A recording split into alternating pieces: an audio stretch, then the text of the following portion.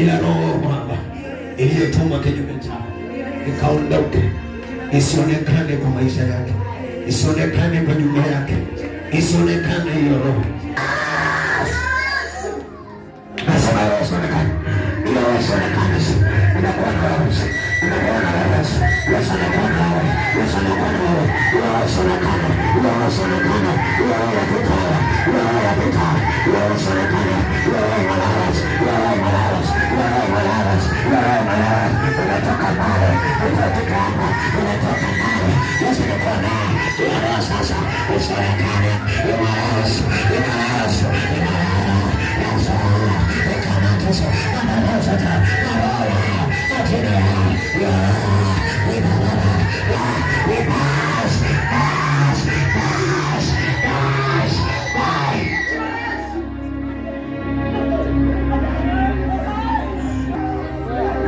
nimekufungia njia zake, roho hiyo haisi naiua ndani yako, naiua ndani yako, naiua ndani yako. Naongea na mwingine hapo, naiua ndani yako, hiyo inakufungia mambo mengi, hiyo inakufungia baraka, hiyo inakufungia baraka, hiyo inakufungia baraka. Naongea na mwingine hapo, naongea na mwingine hapo, hiyo inakufungia baraka,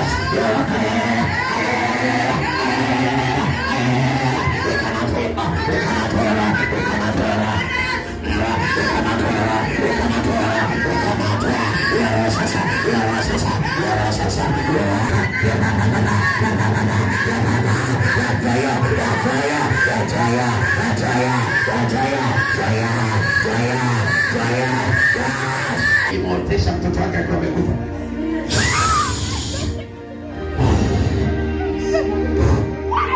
Ongea na mwingine hapo, ongea na mwingine atakufanya usipate kirosi, hilo ndio nakufanya ukataliwe, hilo ndio nakufanya kila unalopanga haitani kirosi.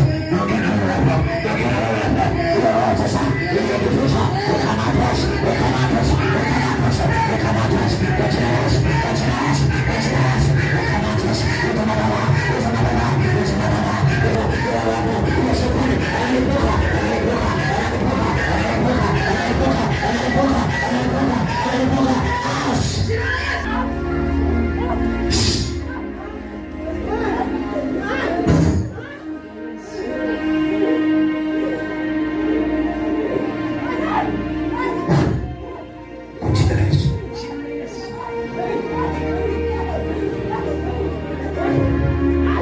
kufungia mambo mengi, ili uende kufungia mambo mengi.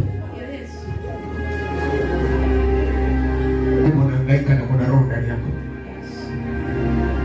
kuna unahangaika na umewekewa mitego ndani yako.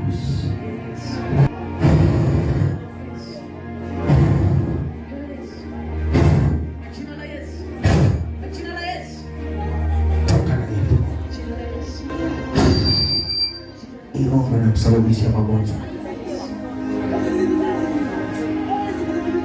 Hiyo ndio inakukosesha amani.